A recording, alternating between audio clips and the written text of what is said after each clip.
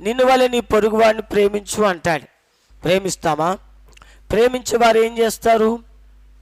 ద్వేషాన్ని పెట్టుకోం, అసూయతలు పెట్టుకోం, కుళ్ళు కుతంత్రాలు పెట్టుకోం, మచ్చ డాగులు పెట్టుకోం, కలంకాలు పెట్టుకోం, వ్యభిచారం చేయం, పక్కవారిది ఆశించాం. అవునా కదా?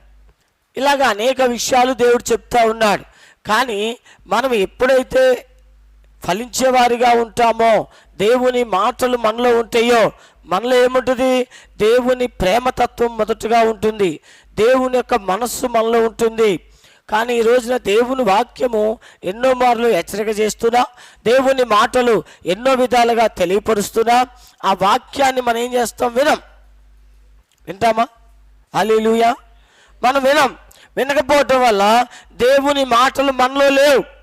ఏ మాటలు ఉన్నాయి? లోక సంబంధమైన మాటలు మనలో ఉన్నాయి.